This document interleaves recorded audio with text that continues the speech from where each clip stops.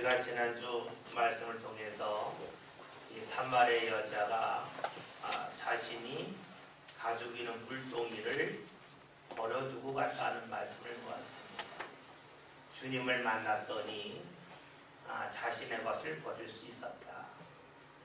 즉 주의 것이 채워졌더니 육신의 것을 내려놓을 수 있게 되었다는 말씀을 보았죠. 우리가 주의 것이 채워지면 내 것을 버리는 게 그다지 어렵지 않다고 했습니다. 또 하나 이 여자가 예수를 만나고 나서 그가 가고자 하는 목적지가 달라지지 않았다 그랬습니다. 목적지는 같지만 동네 들어가는 목적이 달라졌다 그랬죠. 즉 물을 가지고 가려고 했는데 이제 예수 전하려야 한다. 우리가 바울에 관한 말씀 여러 번 보았죠. 사도행전 9장에서 사울이 다메섹을 향하여 가다가 예수님을 만났습니다. 만나고 나서 그가 다시 예루살렘으로 돌아가지 않고 다메섹으로 들어갔다. 그 가고자 하는 목적지는 같지만 들어가는 목적이 달랐죠. 예수 믿는 사람 핍박하기 위해 간 것이 아니라 주께서 만나게 하시는 사람, 그 사람을 만나기 위해서 그는 주의 말씀에 따라 다메섹에 갔습니다. 우리가 예수를 만났다고 하는 것은 우리 삶의 목적지, 직업이 달라지거나 하는 일이 달라지는 일도 있겠지만 그런 경우는 거의 없고 대부분 뭡니까?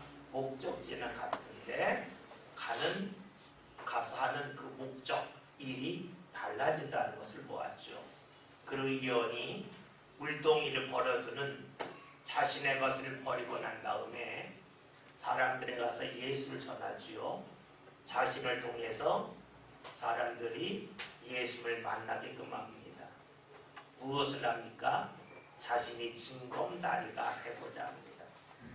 내가 주를 만났을 때에 이러한 현상이 무엇이냐? 내가 낮아지는 것, 나를 통해서 누가 주를 만나게 되는 것, 즉 내가 징검다리에 하나의 돌멩이가 되는 것을 그리워하지 않게 되었다는 말씀을 지난주에 보았습니다. 오늘 말씀 30절에 그들이 동네에서 나와 예수께로 나왔다는 말씀이 나옵니다. 사람들이 이 여자가 예수님에 관하여 전합니다. 그리고 예수에 전할 때에 나의 과거를 안다 하는 것을 전하죠. 사람들이 이 여자가 달라진 모습을 보면서 너무 궁금한 겁니다. 보통 때에는 그렇게 하지 못했던 여자인데, 우리를 피해 다녔던 여자인데 어찌 감히 우리 앞에 나오냐? 나와서 또 누구를 전한단 말인가? 사람들이 생각할 수 없는 변화가 이 여자에게 나타나니까 사람들이 예수님에게로 나오기 시작을 합니다. 여기서 중요한 것이 있습니다. 예수님을 그냥 이 여자가 만난 것이 아니라 예수님의 말씀을 받아들이는 만남이었다는 겁니다. 우리의 삶이 내가 말씀을 들었다는 중요하겠지만 말씀을 경험했다는 것이 무척이나 중요합니다. 말씀을 경험할 때 이런 현상이 무엇이냐면 말씀에 대한 확신이 되는 겁니다. 우리가 예수님을 만났다 할 때에 이 여자가 그냥 예수님의 얼굴을 보았다, 외모를 보았다가 아니라 예수님을 통하여서 자신의 신앙의 궁금증이 풀렸습니다. 예수님을 통하여서 자신의 신앙계를 찾았습니다. 즉 만남이라고 하는 것이 그냥 얼굴을 보는 외적 만남이 아니라 주의 말씀이 삶 가운데 들어오는 내적 만남이 있었습니다. 이런 내적 만남이 있었기 때문에 이 여자를 통하여서 사람들이 예수를 만나러 나온다는 것입니다. 내적 만남이 있었기에 이 여자가 달라진 것이지, 이 여자가 예수님 얼굴을 오랜 시간 동안 보았기에 자주 보았기 때문에 달라지는 것은 아닙니다. 우리 신앙도 역시 그러하지 않겠어요? 우리 신앙이 교회에 얼마나 오래 다녔냐 이것도 중요하겠지만 내가 정말로 예수님을 경험했는가 말씀을 경험했는가 그것에 따라서 우리가 예수를 전할 수도 있고 예수에 관한 이야기할 때에 부끄러워할 수도 있습니다. 내가 직접 경험한 것, 내가 주님을 통하여 변화된 것, 그것 때문에 누구에게도 과감히 예수를 전할 수가 있습니다. 다시 말하면 우리가 무언가 기술적인 것, 이것보다 더 중요한 것은 나 자신의 진정한 변화라고 볼 수가 있습니다. 예전에 전도에 관한 세미나를 가면 전 참 궁금했어요. 도대체 뭘 전하나. 그래서 거기서 무언가 배워오면 전도가 될 줄 알았어요. 그런데 들어보면 다 똑같아요. 뭐냐면 외적인 기술, 이것은 그다지 중요하지가 않더라는 거예요. 정말로 중요한 것은 가슴에서 나오는 것과 더불어 이를 통해서 성령께서 함께 하시느냐, 그게 중요합니다. 그렇게 본다면 우리가 교회에 와서 은혜를 받는다 하는 것은 말씀이 좋아서 은혜 받을 수도 있어요. 더 중요한 것은 무엇입니까? 내가 말씀을 받아들일 수 있는 내적인 준비가 더 필요하다 하는 겁니다.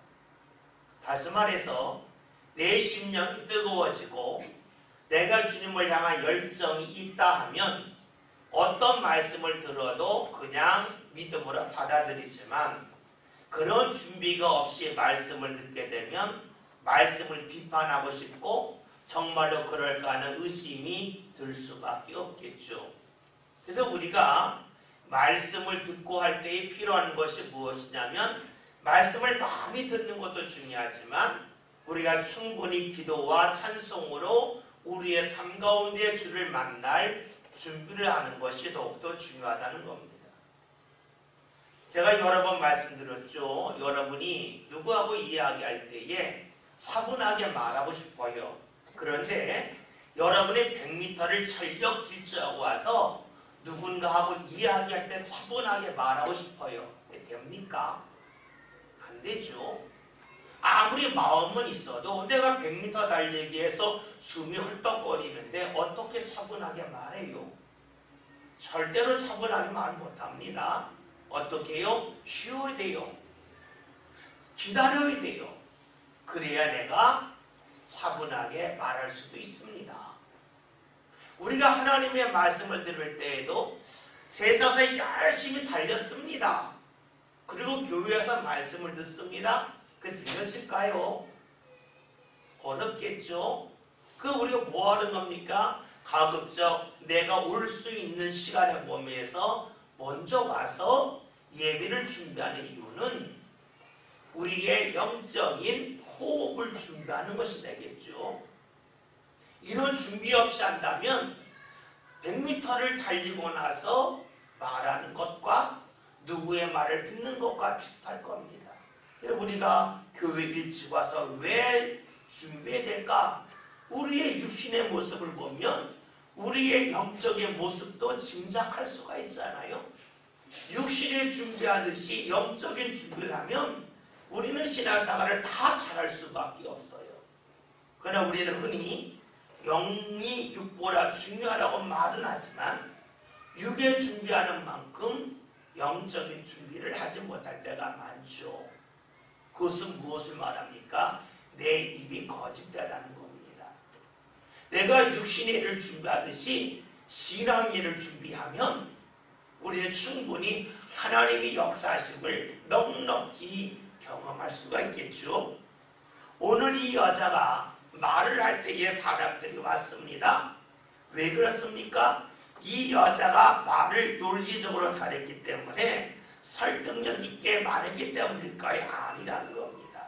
이 여자가 내적 변화가 나타났기 때문에 이 여자의 말을 들을 때에 말의 내용도 중요하지만 말의 분위기, 말 속에 실려져 있는 그 힘, 그것이 사람들로 하여금 진짜구나 하는 것을 느끼겠다는 것이지요. 제가 목사님들 설교를 들을 때가 있어요. 그러면 좀 숭고한 이야기지만 야, 저분은 이제 방송에 안 나왔으면 좋겠다 하는 그런 분의 설교도 있어요. 그런데 신기한 것은 교인들이 그 설교를 듣는데 너무 아멘을 잘하고 그 분위기가 그렇게 보기만 해도 이렇게 막 뭔가 이렇게 확 하나님의 영에 사로잡힌 것처럼 보여요. 말씀을 듣고 분석을 해보면 저거 왜 설교하지? 성경에 있는 거 그냥 나열하시는 건데, 그리고 성경 구절들의 교인들이 아멘해요. 우리 교회 저거 하면 아멘할까? 아멘 안 할 것 같은데. 그런 겁니다. 왜 그럴까요? 훈련돼서 그럴까요? 예, 그럴 수도 있겠지만 예배하는 분위기가 충분히 준비한 분위기이기 때문에 어떤 말씀을 던져도 그 속에서 주의 은혜가 있죠. 즉 가슴이 뜨거워진 가운데 말씀을 들으니까 모든 말씀이든지 간에 아멘으로 받아들일 수 있고 그 가운데 주의 역사가 나타나죠. 우리 감리교회가 지금 크게 쇠퇴하고 있습니다. 쇠퇴하는 이유 중에 가장 큰 것이 어디 있을까? 그것은 뜨거움을 잃어버렸기 때문에 그래요. 하나님 앞에 간절히 기도하는 모습이 사라지고 나면 우리는 말씀을 자꾸 분석하려고 합니다. 그리고 우리가 주님 앞에 기도하는 모습이 사라지면 말씀을 자꾸만 머리로 받아들이려고 합니다. 말씀을 경험하려고 하지 않고 내가 말씀을 체험한 가운데 전하려고 하지 않고 좀 멋진 말, 좋은 예화 이런 것을 통해서 흔히 하는 말은 지적인 기쁨, 머리의 즐거움, 생각하는 즐거움, 여기에 빠지기가 쉽습니다. 여러분, 그 결과가 무엇입니까? 그 결과는 어려움을 닥치면 완전히 넘어진다는 겁니다. 왜냐하면 사람은 여유가 있을 때 생각을 하지 어려움이 있으면 생각하지 않습니다. 어려움을 당하면 다 감각적으로 움직이는 겁니다. 여러분 아시죠? 불났을 때에 사람들이 어디로 피게 됩니까? 위로 가야 됩니까? 아래로 가야 됩니까? 아래로 가야죠. 위로 가면 실시해 죽잖아요. 뚫고 나가야 되는데 사람이 그 상황을 부딪히면 머리로 나는데 몸이 위로 나갑니다. 그래서 죽는 거죠. 정말로 어려움을 당하면 생각은 전혀 나지 않습니다. 정말로 어려움을 당하면 감각적으로 움직이는 게 사람입니다. 그런데 신앙은 어려움을 뚫고 나가는 거잖아요. 그런데 어려움을 뚫고 나가려면 머리가 아니라 가슴의 감각이 자리를 잡아야 되는데 자꾸만 머리만 키워요. 그러니까 좋을 때는 믿는데 어려움을 당하면 퍽퍽 쓰러질 수밖에 없겠죠. 신앙이 힘을 발휘하려면 머리가 크면 안 됩니다. 가슴 속에 주님이 있어야 되고 나도 모르게 감각적으로 주님을 찾을 수 있어야 됩니다. 그럴 때의 신앙의 힘이 있죠. 사람들이 듣는 것도 마찬가지입니다. 좋은 이야기는 머리를 기쁘게 하지만 그것이 사람의 행동을 바꾸지 못합니다. 이 여인은 가슴이 있습니다. 내가 주를 만난 내적 체험이 있습니다. 그 가운데 전하니까 사람들이 옵니다. 그런데 31절 이 여자와 다른 제자들의 모습을 봅시다. 함께 말씀 읽습니다. 그 사이에 제자들이 충만했는데 랍비여 잡수소서. 아멘. 지금 이 제자가 하는 말이 랍비여라고 랍비여 선생이라는 겁니다. 여러분 그 앞에서 사마리아 여자는 예수님이 선지자라고 이야기했고 그 그리스도임을 들었습니다. 왜요? 예배에 관한 질문이 있잖아요. 질문이 있으니까 예수님이 답을 하는 가운데 예수님이 어떤 분인지를 알려주십니다. 제자들은 아직도 예수님을 선지자도 아닌 랍비라고 말해요. 왜 그랬을까요? 이유는 간단하죠. 질문이 없었기 때문에 그래요. 질문이 있었다면, 신앙에 관한 질문이 있었다면 예수님이 신앙에 관한 답변을 해주시면서 예수님이 누구인지 자연스럽게 밝혀주셨을 겁니다. 그러나 제자들은 질문이 없습니다. 예수님 행하신 이적도 보았습니다. 예수님 행하신 놀라운 일을 많이 보았지만 이들에게는 신앙의 질문이 없습니다. 신앙의 질문이 없으면 답이 없습니다. 누가 질문합니까? 갈급한 사람이 하는 겁니다. 답답한 사람이 질문하는 것입니다. 제자들은 아마 나름대로 내가 예수님과 가깝다 생각했겠죠. 나는 예수님과 오랫동안 함께했다라고 말했을 겁니다. 열심도 있다고 말했을 겁니다. 그러나 예수님과 관계는 육체적으로는 가까이 있었지만 예수님의 마음과는 이들이 동떨어져 있습니다. 왜요? 질문이 없기 때문에 그렇습니다. 예수님을 가까이 하는 모습은 늘 있습니다. 그러나 몸만 가까이 하죠. 어쩌면 이것이 오늘 우리들의 모습일지도 모릅니다. 주님 앞에 우리의 질문이 없다면 주님과의 관계는 나와 더 가까워지지 않습니다. 질문한다는 것, 묻는다는 것은 다른 말로 하면 기도하는 것임을 알 수가 있습니다. 내가 어떻게 하면 신앙생활을 하면서 주를 더 가까이 할 수 있을까? 내가 어떻게 하면 주의 은혜를 더욱더 풍성히 받을 수 있을까? 어떻게 하면 주께서 내 삶 가운데 여기저기서 함께 하심을 내가 느낄 수 있을까? 이런 궁금증과 이런 질문을 가지고 신앙생활을 한다면 주님은 답을 주실 겁니다. 그런데 우리가 그런 질문이 없다면 내 몸은 나와 있지만 주님과의 관계는 늘 멀리 떨어져 있을 수밖에 없습니다. 물론 주님의 답이 때로는 귀로 직접 들려질 수도 있겠고 때로는 마음의 감동으로 임할 수도 있고 때로는 내 삶 가운데 주님이 주시는 지혜를 통하여 임할 수도 있습니다. 중요한 것은 내가 주님에게 묻느냐 하는 데 있습니다. 내가 주님을 향하여 얼마나 가까이 하고자 하는 그 열망이 있느냐에 따라서 주님께서 우리 삶 가운데 주시는 은혜는 결정되게 되어져 있습니다. 학교에서 선생님이 학생들을 가르칠 때에 수업 시간에 학생들이 고개를 숙이고 있다고 생각해 봅시다. 얼마나 가르칠까요? 교과서에 있는 거 형식적으로 가르치겠죠. 눈을 말똥말똥 뜨고 수업 시간에 듣습니다. 어떡합니까? 더 최선을 다해 가르칠 겁니다. 그런데 학생이 질문을 합니다. 그럼 어떡할까요? 더 자세하게 가르쳐주지 않겠습니까? 듣지 않으려고 하는데 어떻게 가르치겠어요? 물을 때 가르치겠죠. 주님도 역시 그러하지 않겠습니까? 내가 어떻게 하면 주의 은혜 더 받을 수 있습니까? 내가 어떻게 하면 주님이 주시는 기쁨 가운데 살 수 있습니까? 자꾸 묻고 가까이 할 때에 주님의 답은 임하겠죠. 제자들이 왜 예수님과 함께하면서 예수님을 랍비라고 말하고 있을까요? 몸은 가까이 했지만 가까이 하고자 하는 열망, 질문이 없었기 때문입니다. 그럼에도 불구하고 제자들은 자부심이 있어요.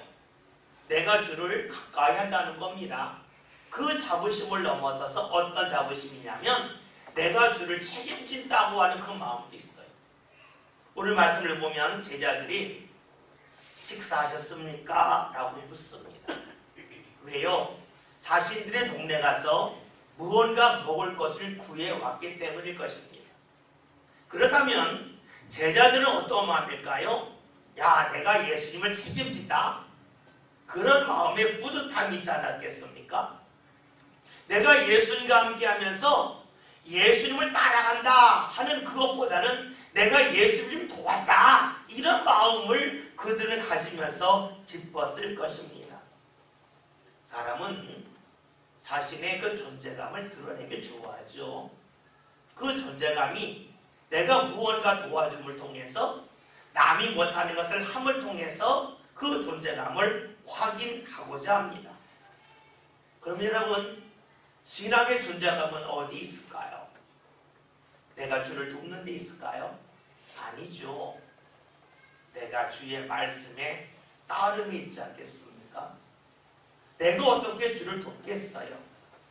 내가 주를 따르는 것이 진정한 신앙의 존재감입니다. 그러나 많은 이들이 내가 주를 따르는 것보다는 내가 무언가 행하는 것을 통해서 내 존재감을 드러내길 원합니다. 마치 제자들이 예수님이 누군지는 모르고 랍비라고 말하면서 식사하셨습니까? 내가 준비했는데요. 이 마음을 가졌던 것처럼 오늘 우리들도 그럴 수가 있습니다. 간혹 가다 보면 교회에서 물질로 헌신을 많이 하면서 야, 내가 이 교회에 재정을 책임진다 라는 생각을 가질 수도 있습니다. 하나님 앞에 물질을 많이 드리는 걸 통해서 내가 교회를 돕는다라고 생각할 수도 있습니다. 여러분, 그렇다면 오늘 제자들이 랍비여 잡수셨습니까? 식사하셨습니까? 라고 하는 질문과 뭐가 다르겠습니까? 우리는 신앙생활 할 때에 꼭 기억해야 될 것이 있습니다. 많은 헌신을 했다, 이것이 중요한 것이 아니라는 겁니다. 헌신할 때에 주의 말씀 가운데 헌신했는가가 중요합니다. 왜냐하면 주의 말씀 가운데 헌신했다고 하는 것은 시작이 주님이라는 겁니다. 내가 말씀을 따라서 헌신했다고 하는 것은 시작이 납니다. 여러분, 우리가 마태복음 15장에 이런 말씀이 나옵니다. 하늘에 계신 아버지께서 심지 않는 것은 다 뽑힐 것이요 그랬습니다. 이게 무엇을 말할까요? 주님이 주실 마음 없이 주의 말씀을 따르지 않는 가운데 내가 열심히 심은 헌신들이 있어요. 그거 나중에 어떻게 해요? 다 뽑힌다는 거예요. 우리는 헌신의 양을 말할 수가 있어요. 그러나 주님은 헌신의 양을 말하지 않습니다. 그 헌신의 출발점이 너 자신이냐? 하나님의 말씀이냐를 물으시겠죠. 왜요? 하늘 아버지께서 심지 않는 것은 다 뽑힌다 그랬잖아요. 이것은 교회에서 뽑힌다는 게 아니에요. 하나님 나라 갔을 때에 다 뽑혀서 하나님이 인정할 것이 하나도 남지 않는다는 것이죠. 그러니까 우리가 무언가 많은 것을 헌신했다, 주님에게 많은 식사를 대접했다, 내가 많은 물질을 들였다 할지라도 그것이 주님이 주신 마음으로 행한 것이 아니라면 하나님께서 받으실 것이 하나도 없을 수 있다는 것입니다. 여러분, 제자들은 주님에게 식사를 준비하며 가져오면서 얼마나 좋았겠어요. 내가 주를 위하여 무언가 했다. 이것은 자신들의 기분이에요. 주님과는 완전히 동떨어진 생각입니다. 예수님이 제자들에게 하시는 답을 볼까요? 32절 함께 읽겠습니다. 다 같이 읽습니다. 이르시되 여기는 너희가 알지 못하는 먹을 양식이 있느니라. 아멘. 예수님이 제자들만 먹을 걸 가져오면서 주님 그거 잡수셨습니까? 라고 이야기할 때에 예수님 하신 말씀은 야, 나는 너희가 알지 못하는 양식이 있다라고 말씀하십니다. 우리가 요한복음을 읽을 때는요, 늘 본질적인 걸 생각해야 됩니다. 제자들은 나는 너희가 알지 못한 양식이다 했을 때 이런 생각까지 했을 겁니다. 누군가 먹을 것 갖다 드렸나? 예수님이 숨겨놓은 양식이 있나? 이 주위에 혹시 풀 같은 것이 나서 예수님이 풀이나 뭐 어떤 다른 것을 드시고 심이 나셨나? 예수님 식성에 유발하나? 이렇게 생각할 수 있겠죠. 그런데 양식이 양식. 양식은요, 먹어서 힘이 나는 게 양식이죠. 양식을 먹는 이유는 입을 즐겁게 하기 위함은 두 번째고, 먹고 힘내려고 먹잖아요.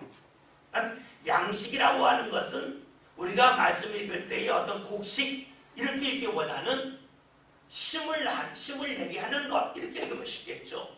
그렇게 읽으면 어떨까요? 나는 너희가 알지 못하는 방법으로 힘을 얻을 수 있는 것이 있다 이렇게 읽으면 쉬울 겁니다. 제자들은 늘 생각이 육적인 생각이니까 육신의 배가 부르는 것, 그러면 기분이 좋아지는 것, 그러면 신이 나는 것, 그걸 생각했겠죠. 그런데 예수님은 너희가 알지 못하는 양식이 있다라고 말씀을 하십니다. 예수님이 하나님의 일을 무척이나 왕성하게 하셨죠. 식사를 잘했기 때문일까? 그것이 아니라 힘이 났기 때문에 힘이 났다. 그것이 무엇일까요? 하나님께서는 힘을 얻었다는 거죠. 하나님께서는 힘을 얻었기 때문에 하나님의 일을 할 수 있었습니다. 하나님이 누구에게 힘을 주실까요? 그것은 하나님의 뜻에 맞출 때에 하나님이 기뻐하시죠. 하나님이 기뻐하는 것을 느낄 때에 우리는 힘을 얻는 겁니다. 여러분이 집에 들어갔는데 여러분의 식구가 인상을 막 쓰고 있어요. 그럼 어떻습니까? 힘이 쭉 빠지죠. 집에 갔는데 막 큰 소리를 싸워요. 마음이 불편해요. 힘이 납니까? 아무것도 하기 싫죠. 힘을 잃어버려요. 내가 힘든데 자녀가 막 태권도 해가지고 메달 땄다 그럽니다. 학교에서 칭찬받았다 그럽니다. 그러면 괜히 힘이 나죠. 그럼 힘이 나죠. 여러분, 내가 하나님을 마주한다고 생각해 봅시다. 하나님이 나보고 인상을 쓰십니다. 힘 빠지죠. 하나님을 내가 대하고 있는 하나님이 나보고 웃으셔요. 어떻게 될까요? 힘이 나겠죠. 그러면 하나님이 누구 보고 웃으실까요? 하나님의 뜻에 맞춘 사람 아니겠습니까? 그러니까 하나님의 뜻에 맞춰 살면 하나님이 나를 대하실 때 기쁘게 대하실 것이고, 그렇게 대할 때 우리는 힘을 얻을 수가 있겠죠. 하나님과 교제가 있어서 하나님과 내가 대면하는 일이 있다 그러면 하나님의 반응을 나는 금세 느낄 겁니다. 그러면 힘을 얻을 수도 있고 힘을 잃어버릴 수도 있을 것입니다. 우리가 하나님 앞에 헌신을 하죠. 헌신을 할 때에 하나님을 경험하면서 헌신하는 사람은 헌신이 신이 납니다. 그런데 하나님을 경험하지 못하면서 헌신을 하면 그 헌신은 지칩니다. 다시 말해서 내가 교회에서 열심히 일을 했는데 하나님을 가까이 하는 일이 없어. 일만 열심히 했습니다. 그분은 금세 지칩니다. 그런데 내가 열심히 헌신하고 하나님 앞에 왔습니다. 뭘 느낄까요? 하나님이 나를 받으심을 느낍니다. 그러면 하나님의 일, 교회에서 헌신하는 것이 그다지 힘만 들지 않습니다. 즐거워지죠. 평안함이 있죠. 그렇습니다. 우리가 하나님을 통하여 얻는 힘이 있어요. 그 힘은 물질을 통하여 얻는 힘과는 완전히 다릅니다. 그러기에 신학의 사람은 때로는 물질로 부족하지만 풍요롭게 살 수 있습니다. 물질이 부족한데 풍요롭다는 것은 물질이 부족함에도 인상을 안 쓰고 웃으면서 기쁘게 살 수 있습니다. 반대로 내가 물질은 풍요롭지만 삶이 빈곤할 수도 있습니다. 어떤 사람은 물질이 많은데 인상을 늘 쓰고 다니는 분들이 있어요. 먹을 것도 넉넉하고 수입도 넉넉한데 인상이 그냥 환한 인상으로 굳어져 있는 사람이 있습니다. 왜 그럴까요? 물질의 풍요로움은 있는데 하나님이 주시는 그 만남을 통하여 나타나는 기쁨이 없기 때문에 그의 영적인 빈곤함이 찾아왔기 때문입니다. 우리가 신앙생활한 이유가 물질의 풍요로움 위해서입니까? 그렇다면 우리는 나보다 더 물질을 많이 가진 사람 앞에서는 예수 이야기하면 안 됩니다. 왜냐하면 그는 내가 원하는 자리에 이미 올라가 있기 때문에 그런 겁니다. 우리가 정말로 예수 믿는 이유는 주님이 물질의 풍요로움을 주시면 좋겠지만 그 풍요로움이 우리의 삶에 풍요로움을 가져오진 않습니다. 우리가 진정으로 주를 믿는 이유는 주님께서 말씀하신 양식을 우리가 얻기 위함이죠.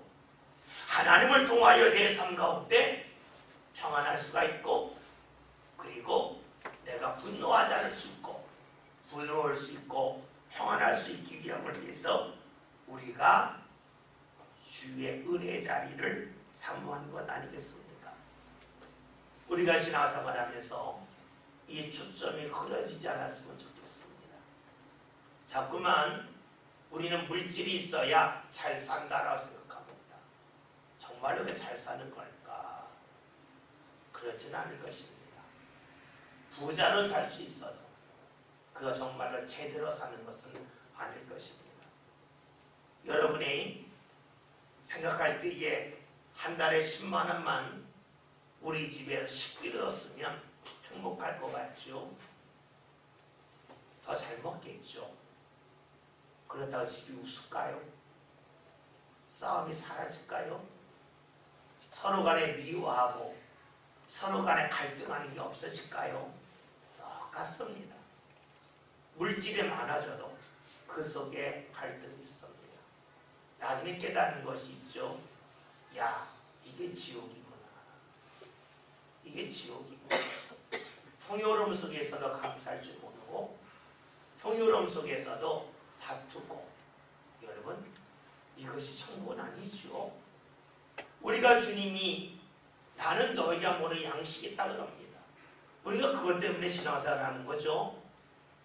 사람들이 알고 있는 양식, 돈으로 살 수 있는 그 양식 말고 다른 양식, 다른 것을 통하여 내 삶에 씹을 주는 그것을 얻으려고 우리가 예수 믿죠. 예수님은 그것이 있음을 말합니다. 그런데 제자들은 어떻게 말할까요? 33절 함께 읽습니다.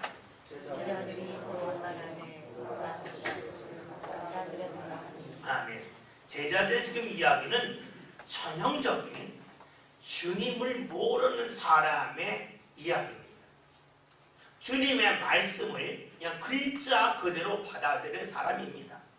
왜 글자 그대로 받아들이느냐? 주님의 마음을 모르기 때문에 글자 그대로 받아들입니다. 여러분, 같은 말을 한다 할지라도 말귀가 있다 그러죠. 말을 알아듣는 사람이 있고 말을 알아듣지 못하는 사람이 있습니다.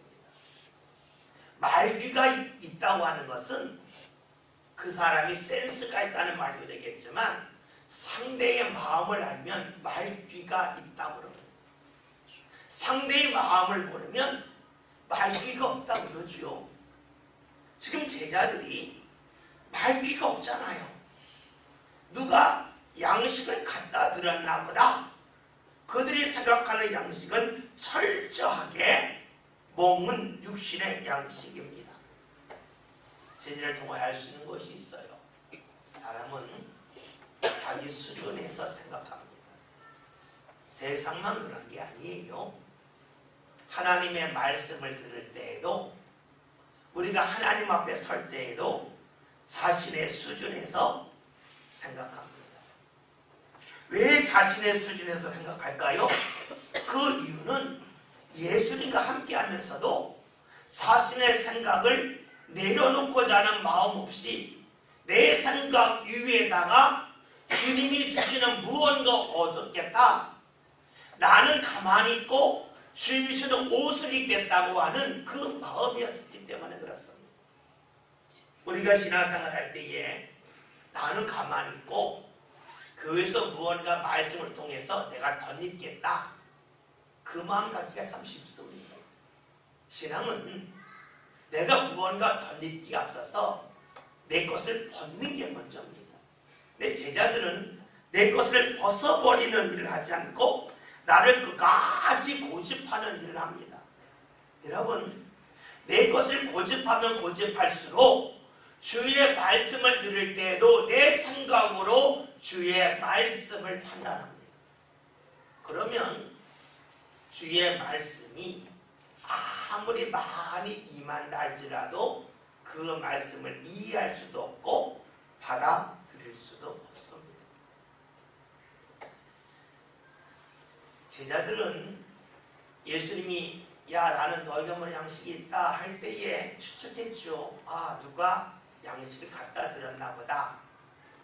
그리고 그 추측을 진실이라고 생각했을 것입니다. 말씀을 듣고 묻는 일이 없다는 것이 제자들이라고 그랬죠. 말씀을 들었지만 기도가 없는 게 제자들이라고 그랬죠. 이렇게 말씀은 듣지만 기도하지 않는 사람의 특징이 무엇입니까? 제자들처럼 자신을 계속해서 고집한다는 겁니다. 여러분, 말씀을 양식이라고 그러죠. 양식이라고 그래요. 말씀을 들었다고 양식을 먹었다고 그러죠. 근데 먹는 것도 중요한데 그보다 중요해 소화시켜야 되잖아요. 먹긴 많이 먹었는데 소화시키지 못했다? 먹은 것이 힘이 됩니까? 먹은 것이 나를 힘들게 만드는 거예요. 주의 말씀을 많이 들었습니다. 뭐로 소화시킵니까? 기도해서 소화시키는 겁니다. 말씀대로 헌신하면서 소화시키는 겁니다. 그런데 말씀은 많이 들었는데 기도하지 않아요. 그리고 헌신하지 않아요. 그때 일어나는 일이 무엇일까요? 말씀을 내가 판단하는 겁니다. 말씀에 대한 귀가 열리지 않는 거예요. 그러니까 말씀을 많이 들었지만 계속해서 내 것을 고집합니다. 여러분, 기도할 때 일어나는 일이 뭡니까? 성령께서 우리에게 느끼게 하시는 건 아닙니까? 예수님께서 말씀하시기를 야 성령이 오시면 내가 너에게 가르친 것을 생각나게 하리라 말씀하셨죠. 성령은 생각나게 하는 겁니다.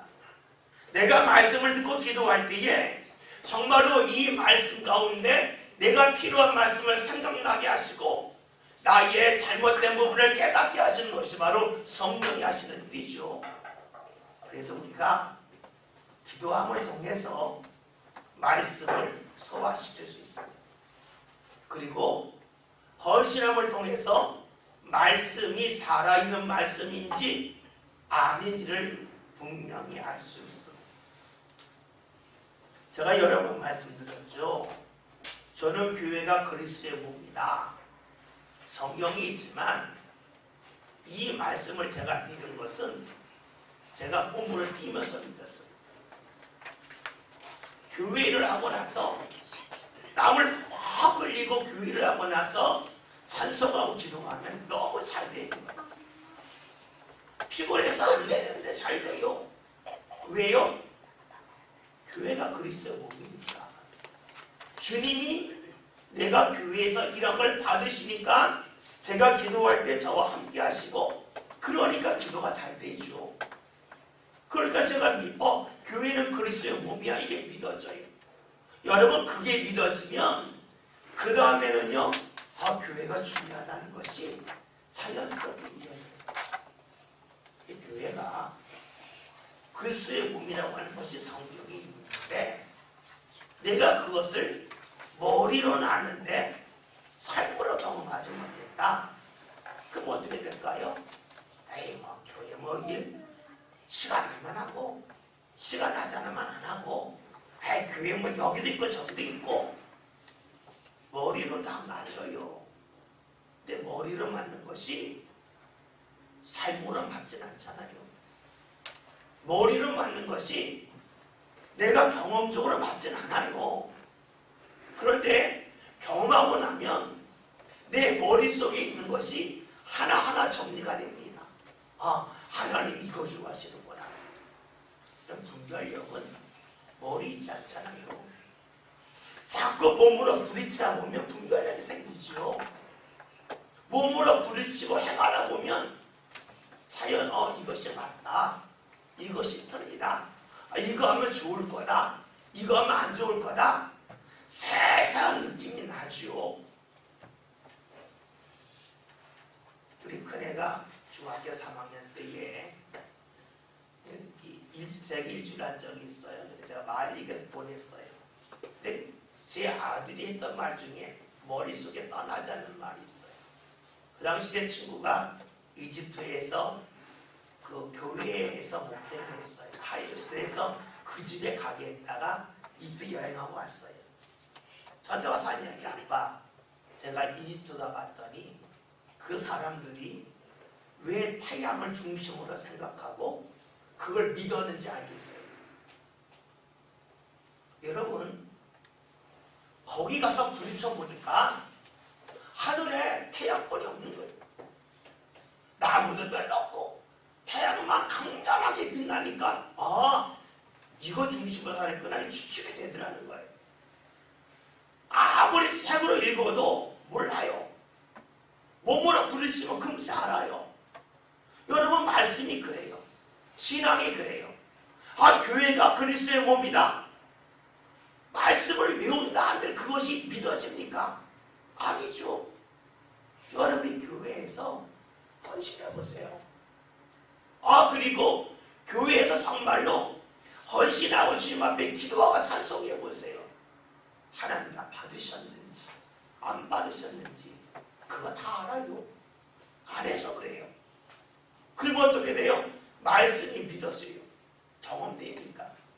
그렇게 말씀이 몇 번 경험되어지면 성경에 있는 말씀이 어떻게 해요? 자연스럽게 그냥 믿어지겠죠. 말씀을 경험하지 않으면 말씀이 있지만 믿어야 하지만 생각뿐이에요. 지금 제자들은 예수님에 대하여 자신의 수준에서 생각합니다. 예수님과 함께 했지만 묻지 않아서 그래요. 기도하지 않아서 그렇습니다. 오늘 저와 여러분이 신앙생활 하면서 말씀 위에 서야 된다. 잘 알지만 말씀이 못 섭니다. 반드시 기도를 통해서 말씀을 소화시켜야 말씀에 섭니다. 말씀을 가지고 삶에 부딪혀야 말씀이 옳구나 하는 것을 알고 말씀을 붙잡죠. 제자들 수많은 말씀을 들었겠지만 그는 기도하지 않았고 묻지 않았기에 그래도 그 수준에 있었어요.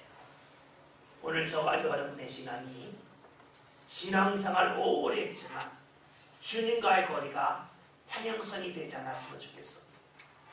신앙생활을 오래 했기 때문에 내가 주님 앞에 좀 더 가까이 갔다 하는 것을 직접 느꼈으면 좋겠습니다. 신앙은요 순간순간은 모릅니다.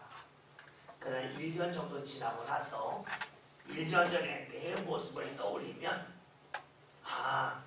내가 주님 앞에 가까이 갔구나 하는 것을 압니다.